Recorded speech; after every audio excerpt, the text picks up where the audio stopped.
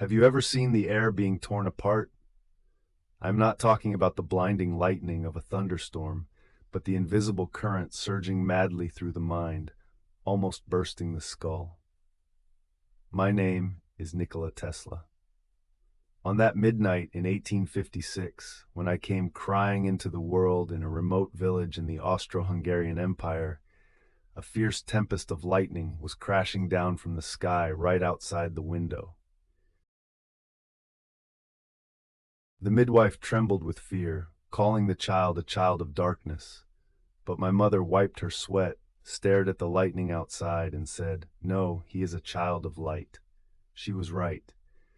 Ever since I was very young, I could see light that others could not. In math class at school, while the other kids were still counting on their fingers and learning by rote, complex calculus equations were already transforming into 3D gears on my retinas. They interlocked, rotated, and radiated a blinding white light. I just had to stare into thin air to immediately blurt out the answer. Smack! The teacher's pointer smashed fiercely against my desk, sending wood splinters flying. "You cheated! Hand over the scratch paper you hid," he shouted, spitting in his anger. I looked at him, feeling both amused and sad. How do I explain the color of the blue sky to someone born blind? How could I tell him that those answers weren't calculated?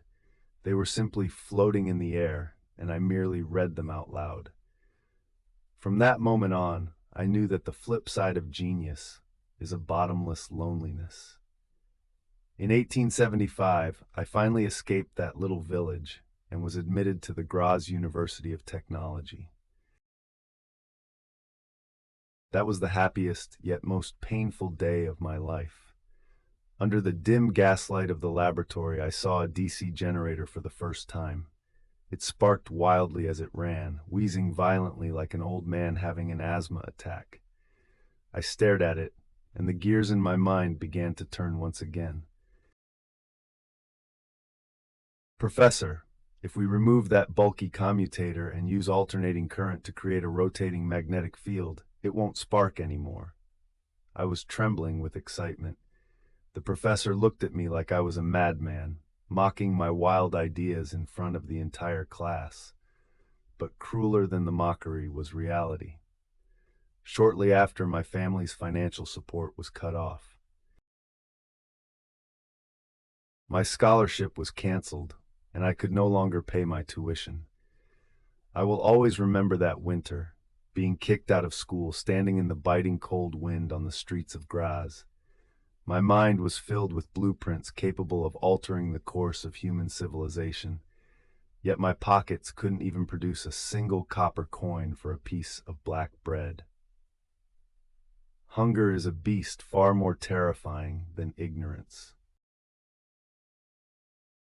It could force a young man whose mind was filled with dreams as vast as the stars and the sea to do nothing but repair telegraph machines and shovel coal. During those years of wandering, I swallowed the hardest, coldest bread and endured the most indifferent scorns. That was until 1881, when I joined the Continental Edison Company in Paris. Thomas Edison. In that era, the name was a god. He was the Prometheus who brought light to the world. I worked desperately in Paris, repairing machines that left even senior engineers helpless, all for one single goal. I wanted to go to America, and I wanted to meet him. I will personally present the flawless world of alternating current in my mind to this god. June 6, 1884, New York Harbor. The sea breeze carried the pungent scents of rusting steel, horse manure, and something called ambition. I stepped off the swaying deck and took a deep breath. I was 28 years old. I slipped my hand into the pocket of my frayed woolen coat, my fingers touching my entire worldly fortune, 4 cold copper coins. They clinked softly in my palm, emitting a faint jingle. Aside from that, I carried only a tattered book of poetry and a letter of recommendation. It was written by my superior, Charles Batchelor, addressed to Edison. With those 4 cents in hand, I entered Edison's Pearl Street laboratory. It was an incredibly noisy and sweltering room. Dozens of massive DC generators emitted a deafening roar, and the air was thick with the pungent smell of machine oil and the smoke of cheap cigars. Through the haze of smoke, I finally saw him. Edison was shorter and stockier than I had imagined. His gaze didn't belong to a scientist, but rather to a shrewd Wall Street businessman. He casually took my recommendation letter and tore it open roughly. The letter contained only 2 short lines. I know 2 great men. One is you, and the other is this young man. Edison raised an eyebrow, his sharp eyes finally sizing me up. "Young man, what can you do?" he asked, blowing out a thick ring of cigar smoke. At that moment, I felt as if I had been waiting for a century. I took a step forward, my hands gesturing rapidly in mid-air like a fanatical believer. "Mr. Edison, your direct current has its limits. It cannot travel very far, and it is extremely expensive. But I have designed an induction motor as well as a polyphase alternating current system. It requires no commutator. By simply utilizing a rotating magnetic field, we can transmit immense power hundreds of miles away. We can light up the entire world, making electricity affordable even for the poorest." I thought he would stand up in excitement. I thought he would see the starry sky in my eyes. But he didn't. Edison just looked at me coldly, like that arithmetic teacher holding a pointer from years ago. He flicked his cigar ash, a barely noticeable smirk of contempt curling the corner of his lips. "Tesla, right?" His voice was particularly grating amidst the roar of the machines. "Save your poetry. Direct current is my empire. It makes money. That invisible, intangible, alternating current you talk about is nothing but a dangerous toy in the laboratory." He patted my shoulder, turned around, and walked toward his desk. The sight of his retreating back completely shut me out of his world. I stood frozen in place, the surrounding generators still emitting a grating noise. The cigar smoke stung my eyes, making them tear up. In that instant, the pedestal crumbled. I suddenly understood that Thomas Edison was merely a businessman looking to sell light bulbs to the next block, while I, Nikola Tesla, am the madman who wants to light up the entire Earth. Between us lies the distance of a whole universe. I shoved my hand back into my pocket, tightly clutching those 4 copper coins. I am still penniless, and I still have no family or friends in this strange country. But as I look at those clumsy direct current machines in Edison's laboratory, my heart is surprisingly calm. The war has already begun. And in this office reeking of commercial greed, I have already seen the shape of the future. Look at these hands. Hard, frozen black mud is deeply embedded beneath the fingernails, and the palms are covered in dark red calluses from blistered, scabbed skin. If I didn't tell you, you'd probably assume this was a laborer scraping by on the streets of New York. Yet, just a few months ago, these very hands were drafting electrical blueprints capable of changing the course of human history. My name is Nikola Tesla. You may have heard my name in the legends of later generations. They called me a god, a peerless genius, or a madman akin to an alien. But at this moment, it is the coldest winter in New York in 1886. I am standing in knee-deep muddy water, gripping a rusty iron pickaxe, digging a foul-smelling sewer inch by inch for a daily wage of $2. How did it all come to this? The story begins with Thomas Edison, the cigar-smoking king of inventors you all revere as a god. At that time, I had just arrived in America with only a few cents and a letter of recommendation in my pocket. I walked into Edison's laboratory like a pilgrim. It was a place filled with the stench of engine oil and ozone. Dim yellow direct current lamps flickered overhead, much like the murky eyes of a capitalist. Edison's DC motors were in deep trouble, leaking oil and suffering from terrible inefficiency. He patted my shoulder and exhaled a thick cloud of cigar smoke, his shrewd face plastered with encouragement. Nicola, if you can solve this problem, I'll give you $50,000. $50,000! For someone like me who couldn't even afford a decent meal at the time, it was a ticket to freedom. With that money, I could build my own laboratory and develop the alternating current that was roaring in my mind day and night. I worked my heart out. For a full half year, I worked day and night like a fully wound up machine, burying myself in piles of blueprints and gears. I redesigned 24 machines of various specifications. Finally, those originally clunky DC motors ran as smoothly as silk in my hands.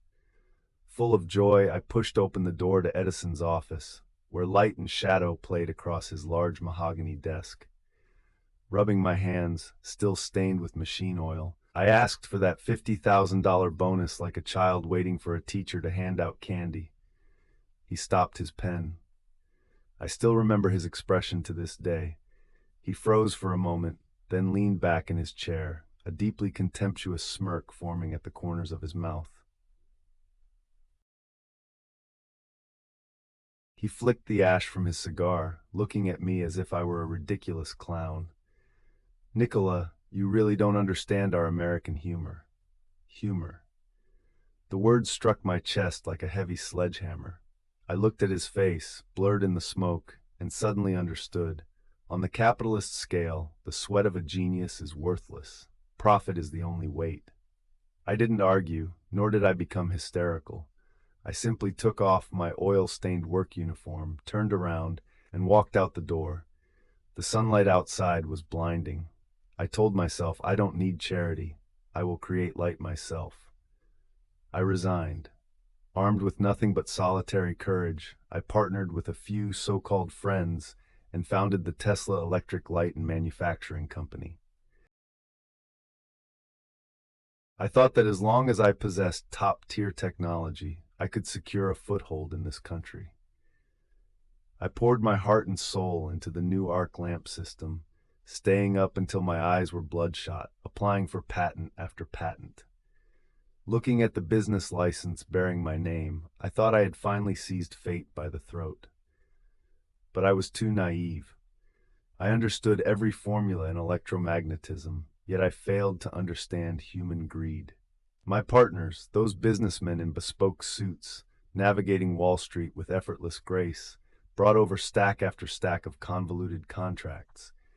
In their most enthusiastic tones, they urged me, "Sign it, Nicola. Leave the rest to us. You just focus on your inventions." I signed. I didn't even glance at the dense fine print. I was rushing back to the lab, my mind spinning with countless coils.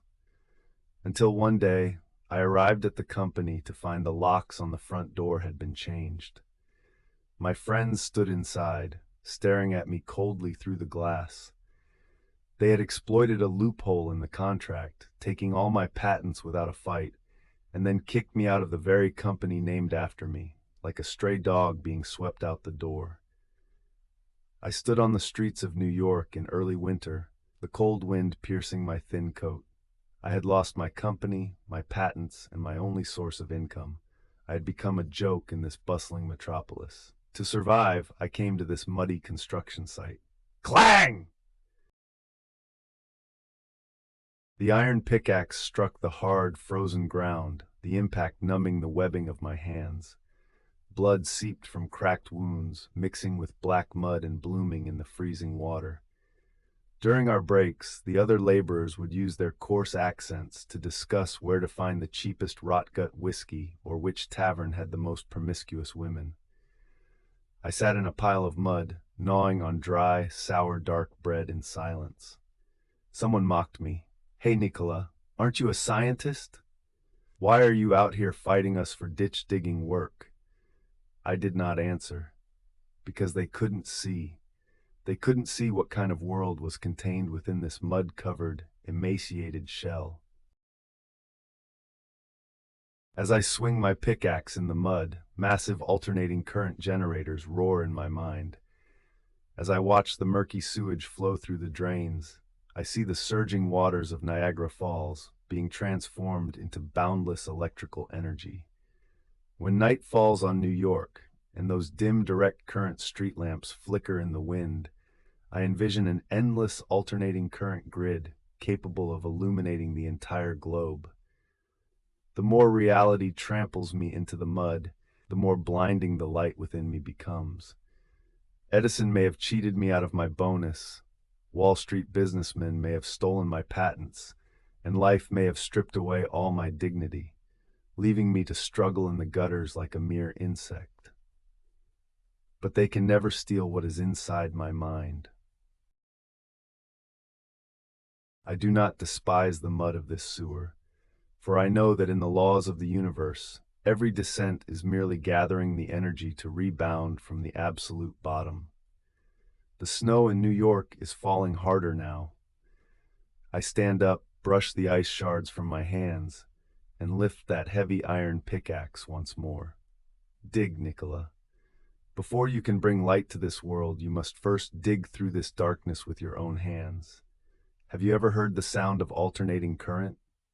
It is a 60 hertz low-frequency hum, exactly like a heartbeat deep within the earth. Today, you need only lounge lazily on your sofa and casually flip a switch for a room to be instantly flooded with light.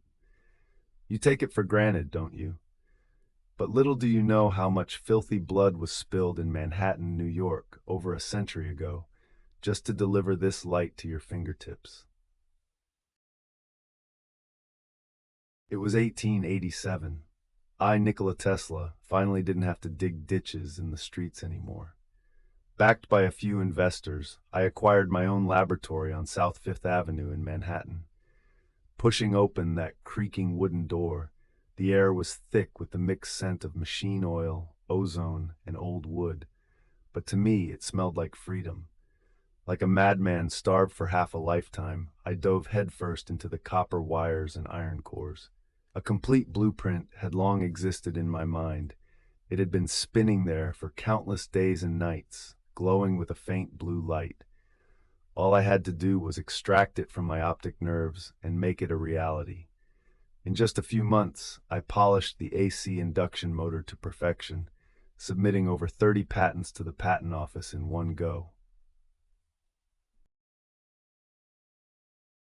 Watching those rough metal lumps spinning smoothly, quietly, yet wildly, without the friction of brushes, I hid in the dim corner of the laboratory, secretly wiping away tears.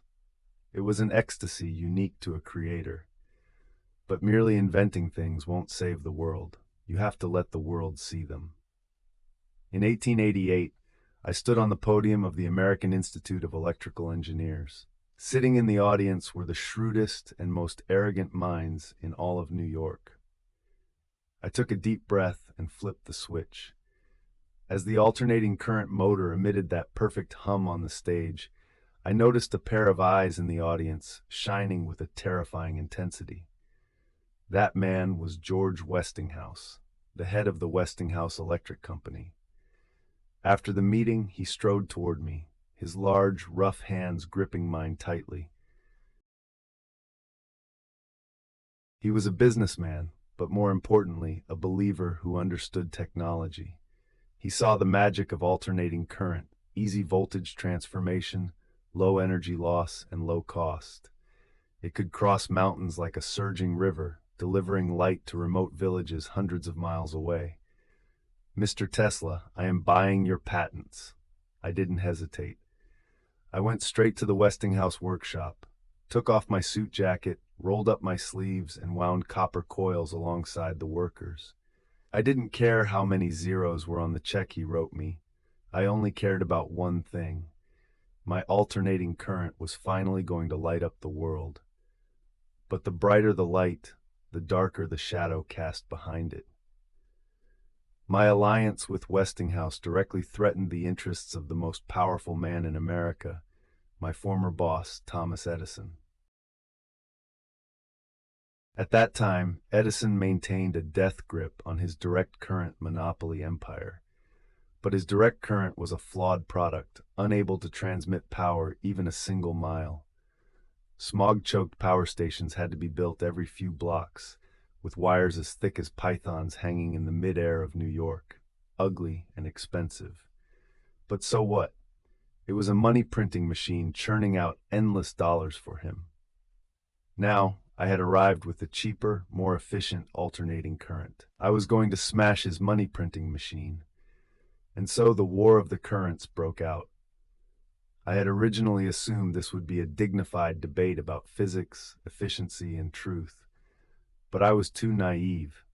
I underestimated how despicable a capitalist could be when protecting their turf. Edison shed his scientist's coat, revealing the fangs of a Wall Street butcher.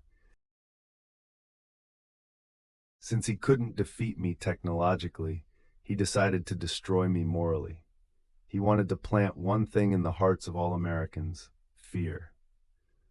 That is the darkest memory of my life.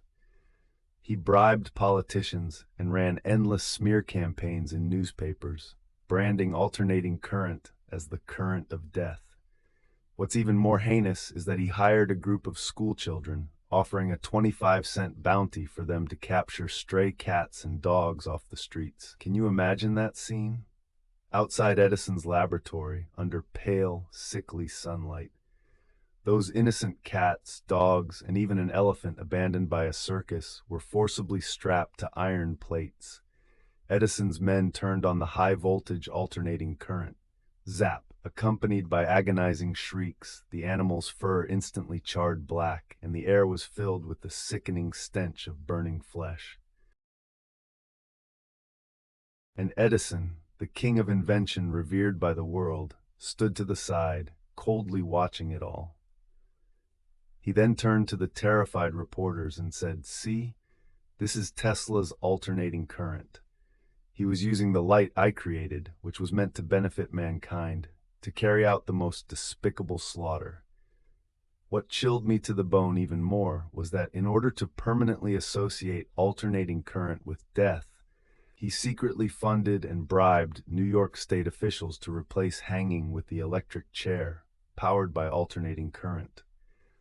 On August 6, 1890, the first condemned prisoner, William Kemmler, sat in the electric chair.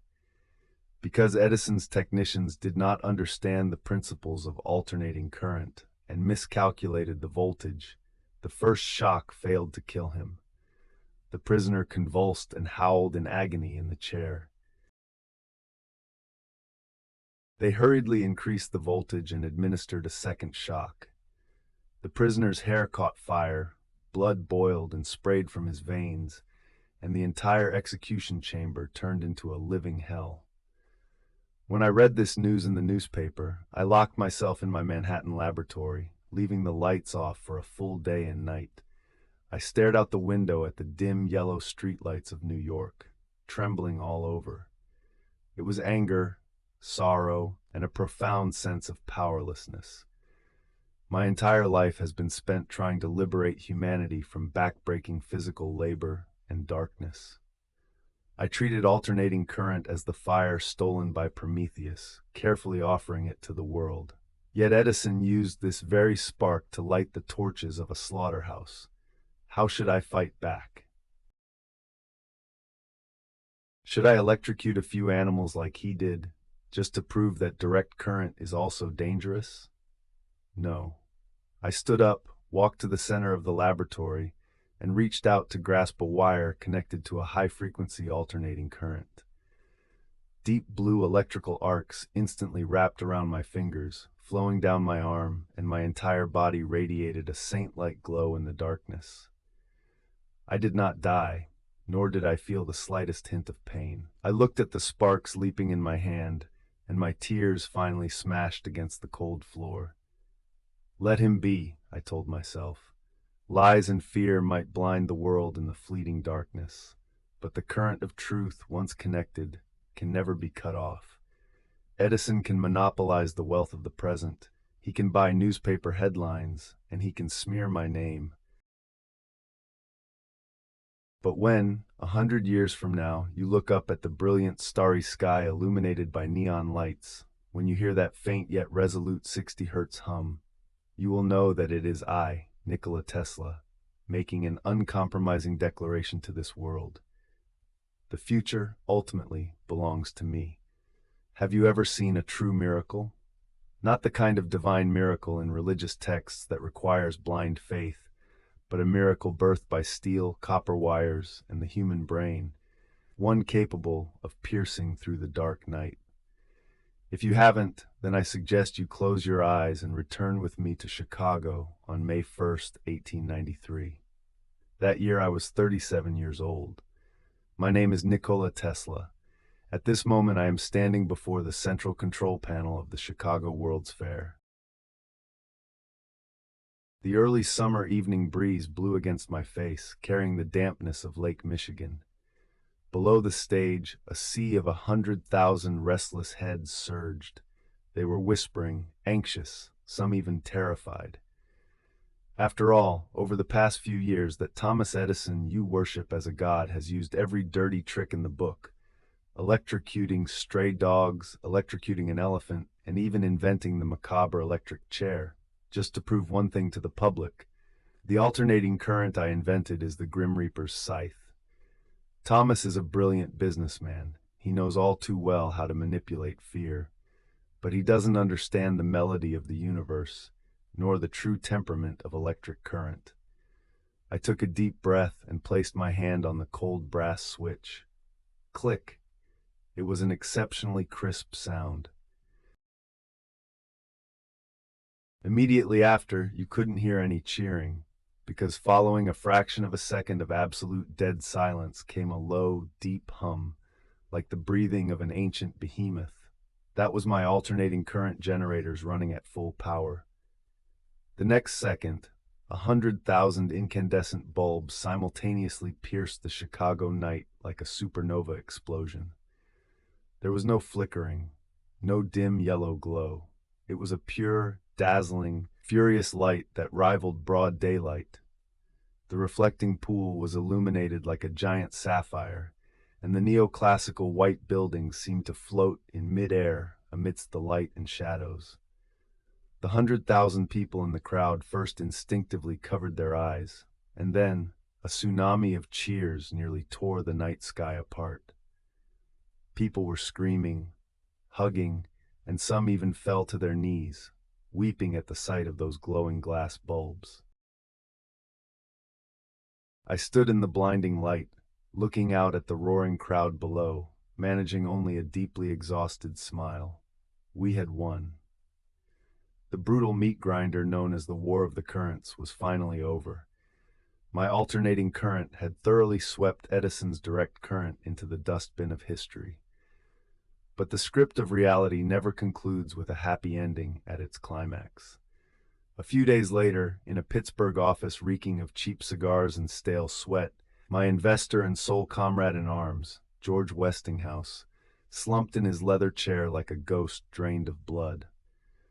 We had won a resounding victory at the World's Fair, but to win this war and combat the greedy Wall Street tycoons backing Edison, the Westinghouse Company had amassed massive debts and was teetering on the edge of bankruptcy.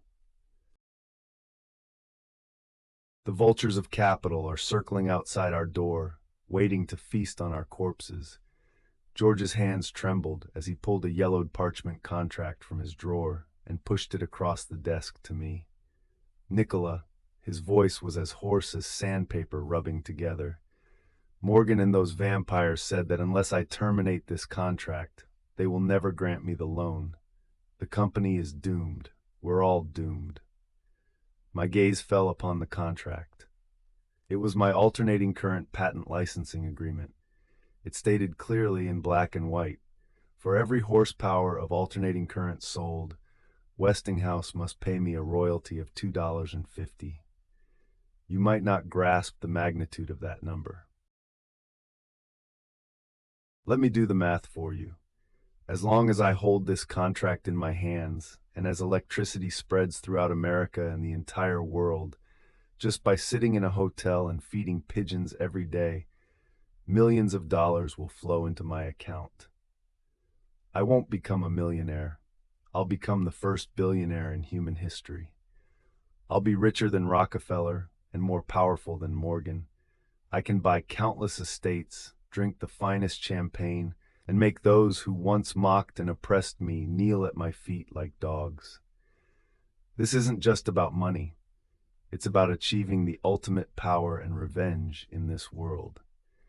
The office was completely silent, with only the ticking of the wall clock to be heard. George covered his face in agony, feeling like a treacherous bastard. He was waiting for me to explode, to curse, to grab the contract and slam the door behind me. I looked at my hands. They were long, pale hands, permanently scarred by electrical burns. I asked myself, "Nicola, what do you want?" I closed my eyes. In my mind, there was no clinking of gold coins, nor the chatter of high society banquets. What I saw were the female weavers in rural Serbia, going blind under dim candlelight, the shivering children freezing in the pitch-black, frigid nights of New York's slums, the lower-class workers who, lacking cheap power, had to use their own flesh and blood to turn the gears of machines. If I took this exorbitant royalty fee, the cost of alternating current would remain prohibitively high. It would become a luxury item in the mansions of the rich, a new tool for capitalists to continue exploiting the poor. Light shouldn't be a luxury. Light should be a gift, like air and water, shining equally on every living being. I stood up without saying a word and calmly picked up that priceless contract. Rip! The crisp, tearing sound was like a thunderclap in the silent office. George jerked his head up, his eyes wide with horror, as if looking at a madman. "Nicola! Are you crazy? What are you doing? Rip, rip!" I didn't stop. I tore that piece of paper, which was worth enough to buy half of America, into 2, then 4, then 8 pieces. The rough edges of the paper brushed against my fingertips, yet I felt a certain heavy burden in my heart completely dissipate as the fragments fell away. I opened my hand, watching those torn pieces of paper fall like a swirling snowstorm onto the dingy carpet. "George," I looked at him, my voice as light as the wind but incredibly resolute. "From today onward, alternating current is free. Let it illuminate the world." That was a day in the 1890s, when a poor boy from Yugoslavia tore up his ticket to becoming the richest man in the world with his own hands. And afterwards, I indeed never became rich. I lived in solitude until the age of 86, passing away in a cheap room in a New York hotel. When I died, my only companions were the cooing pigeons outside the window and a mountain of unpaid debts. People said my final years were desolate, that I was an inflexible mad scientist. But so what? Now, no matter which corner of the world you are in, look up at the lights above you, or look down at the glowing screen in your hands. Do you hear it? That faint, almost imperceptible hum of electrical current. That is my heartbeat. I didn't leave behind vast wealth, but I packaged the entire electrical age as a gift and slipped it into each of your pockets. I lost the capital, but I won the future. You always love calling me the man closest to God online, or treating me as some sort of cyberpunk mythical totem. But if you had truly stood there in the dead of night in New York in March 1895, looking into my eyes, you would only have seen a madman whose very soul was trembling from the flames. That night, the blaze illuminated the night sky above South Fifth Avenue until it felt scorching hot. I stood across the street, inhaling the pungent, charred odor in the air, a mixture of melting copper wire, burnt bakelite insulation, and half a lifetime of my blood, sweat, and tears. Massive wooden beams crashed down, and sparks splattered onto my overcoat, but I didn't flinch. My generators, my oscillators, and the blueprints I hadn't even had time to copy, twisted and carbonized in the thousands of degrees of heat, finally turning into a floor of pitch-black sludge. Someone walked over and patted my shoulder, assuming I would break down in tears. I didn't. I just stared intently at the fire, watching the bright yellow tongues of flame lick against the broken brick walls. At that moment, I suddenly thought, fire can burn wood and paper, but can it burn electricity? Can it burn away the future that has already taken shape in my mind? There was nothing in the ashes but defiance. I turned around and walked into the cold, gloomy New York night. I was going to rebuild it all, even if I had to dig through the rubble with my bare fingernails. Not long after, I rebuilt my laboratory in Colorado Springs. You have probably seen the scene in old photographs. I sit quietly on a wooden chair reading a book, while all around and above my head, tens of millions of volts of artificial lightning tear through the air like furious blue pythons, emitting deafening cracks. That wasn't a special effect. That was my daily life. When the eerie blue electrical light illuminated my face, I could smell the ozone permeating the air. It was the scent of the universe breathing. Not only did I create lightning, but I was about to do something even crazier. I was going to turn the entire Earth into a giant electrical conductor. I wanted energy to flow as freely and costlessly as the air, reaching every corner of the world. With this near-miraculous plan, I returned to New York. In 1900, I knocked on the heavy oak doors of Wall Street magnate J.P. Morgan. Morgan leaned back on his leather sofa, cigar smoke swirling under the dim yellow glow of a desk lamp. It was an atmosphere that reeked of money, power, and arrogance. I described to him a future without wires, without barriers, where information and even electrical power could be transmitted instantly across the Atlantic. He exhaled a ring of smoke, the shrewdness of a businessman gleaming in his eyes, and then tossed $150,000 my way. With this money, I constructed a colossal tower nearly 60 meters tall at Wardenclyffe on Long Island. It featured a steel skeleton, crowned with a massive hemispherical dome piercing the heavens. Every morning I stood beneath the tower, gazing up at the blinding sunlight reflecting off the steel, as if witnessing a tomorrow where humanity broke free from physical shackles. I thought I had finally obtained the ticket to change the world. But I forgot that reality is never a pure physics formula. Reality is a dirty game of poker. And I am a fool who doesn't even know how to hide his hand. In the winter of 1901, the bitter wind howled through the steel frames of Long Island. I clutched a copy of the day's newspaper, its printed letters piercing my eyes like daggers. Marconi, the young man using 17 of my patents, had become the first to achieve transatlantic wireless telegraph communication. He had won. Or rather, the man standing behind him had won. Thomas Edison. I could imagine Edison's smug face when he saw the news. He had poured massive amounts of funding into Marconi, not because he was fond of the Italian, but because he wanted to destroy me. In the logic of capital, whoever is the first to produce something that can be monetized holds the truth. Morgan's expression was colder than a Long Island winter. He withdrew his funding. Looking into my eyes, he asked the question that condemned me straight to hell. Mr. Tesla, if electrical power can be received for free anywhere in the world, where exactly am I supposed to put the meter? The meter. What a ridiculous concept.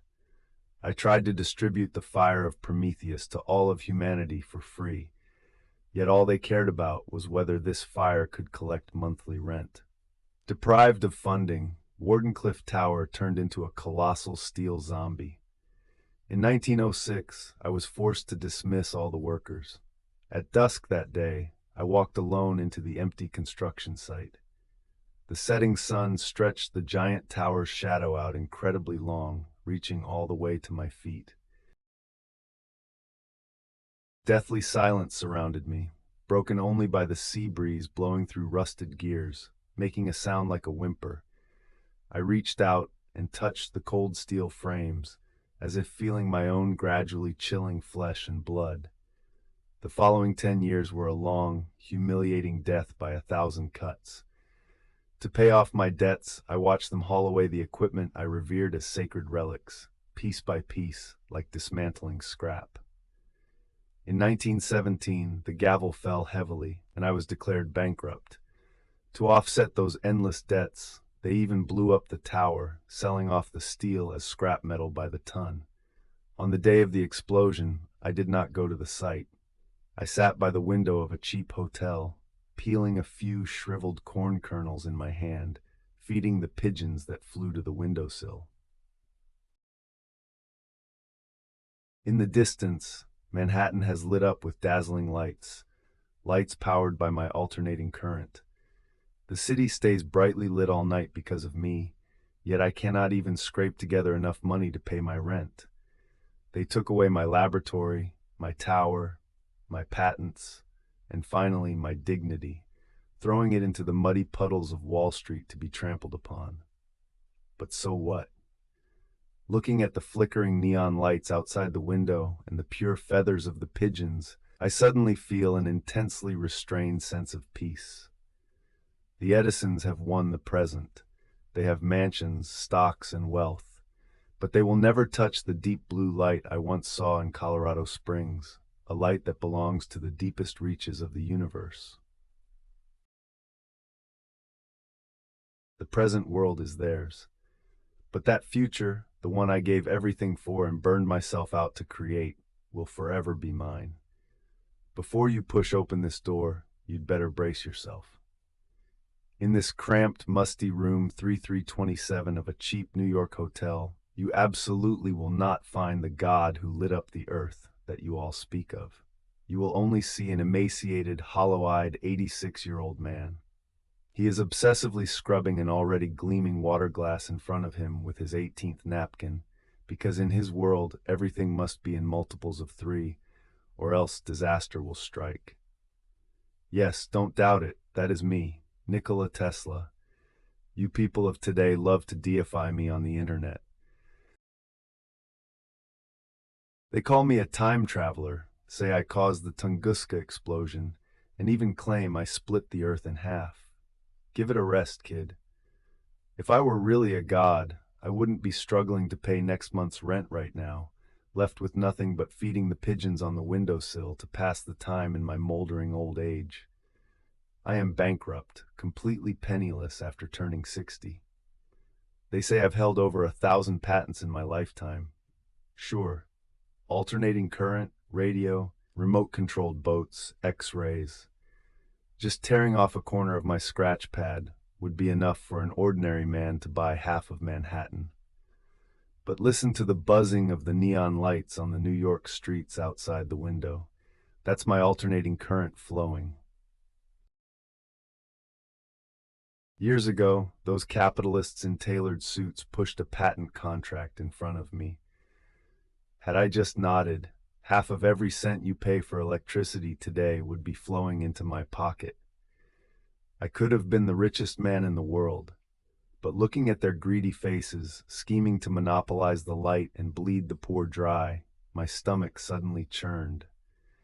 Right in front of them, I tore that priceless contract to shreds, scattering the pieces across the floor like falling snow. I told them, give electricity back to the world, and the result? The world lit up, but I faded into darkness. It's a massive piece of dark humor. Having lost my funding, I became a madman in the eyes of others. They started calling me that eccentric freak.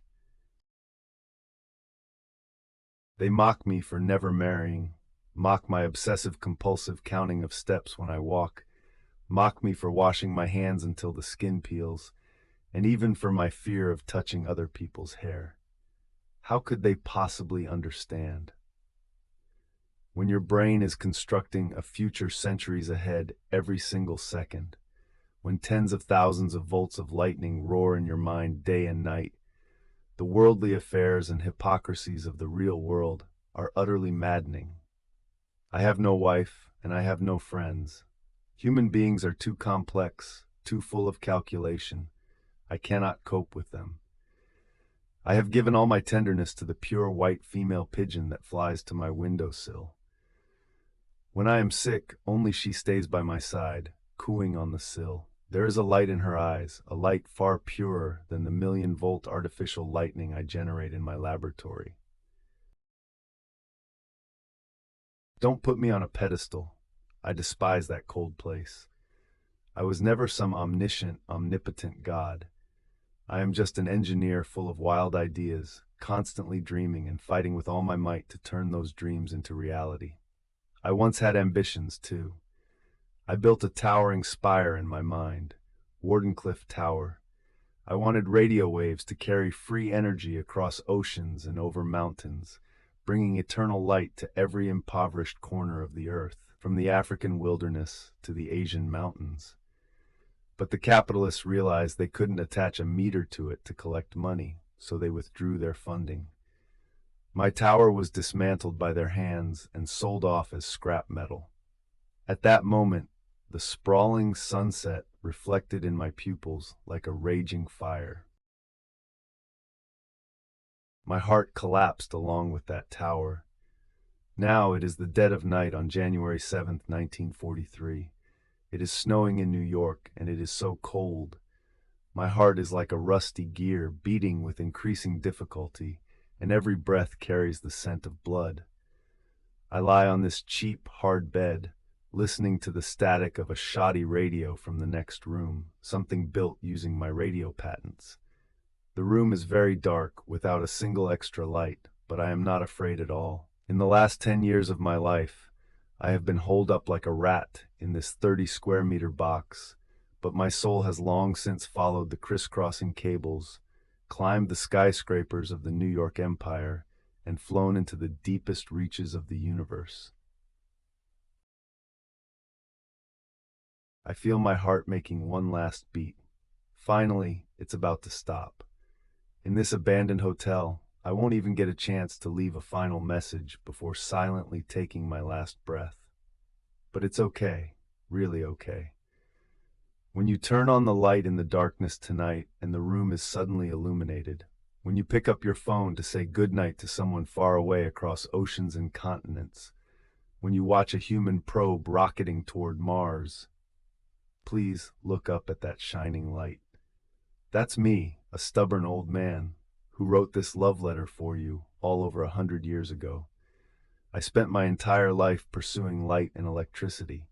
Now at last I can close my eyes and merge into the light.